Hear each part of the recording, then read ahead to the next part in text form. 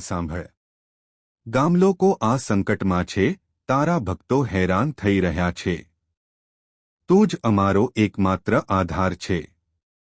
આ રાક્ષસથી અમને બચાવ. કાળુ ધ્રુસકે ધ્રુસકે રડી પડ્યો. તેની સાચી ભક્તિ માતાજી સુધી પહોંચી. જ્યારે તે રાક્ષસ ફરીથી ગામમાં તબાહી મચાવવા આવ્યો ત્યારે અચાનક આકાશમાં વીજળીઓ થવા લાગી. એક તેજસ્વી પ્રકાશ પૂરા ગામમાં ફેલાઈ ગયો. તે પ્રકાશમાંથી સિકોતર માતાજી પ્રગટ થયા.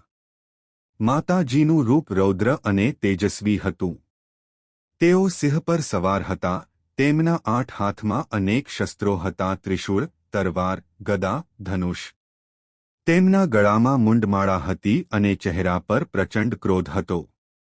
સિકોતર માતાજીએ સિંહગર્જના કરી, જે સાંભળીને રાક્ષસ ધ્રુજી ઉઠ્યો. ધુમ્રાસુર પણ ગર્જના કરીને માતાજી પર તૂટી પડ્યો. તેણે પથ્થરો અને ઝાડો ફેંક્યા, પણ માતાજીના ત્રિશૂળ સામે તે બધું નિષ્ફળ ગયું. માતાજી અને રાક્ષસ વચ્ચે ભયંકર યુદ્ધ શરૂ થયું. માતાજીએ પોતાની તરવારથી રાક્ષસના પ્રહારોને રોક્યા અને તેના શરીર પર અનેક ઘા કર્યા. રાક્ષસ ક્રોધમાં લોહીલુહાણ થઈ ગયો, પણ માતાજીના પ્રચંડ શક્તિ સામે ટકી શક્યો નહીં. અંતે સિકોતર માતાજીએ પોતાનું અમોઘ ત્રિશૂળ પકડીને એક ભયંકર પ્રહાર કર્યો, જે રાક્ષસની છાતી વિંધી ગયું. રાક્ષસ ધબ દઈને જમીન પર પડ્યો અને તેનો નાશ થયો. ગામલોકો અદ્ભુત દ્રશ્ય જોઈને સ્તબ્ધ થઈ ગયા.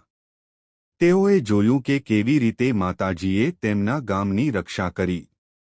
રાક્ષસનો નાશ થયા પછી માતાજી ગરીબ કાળુ પાસે ગયા.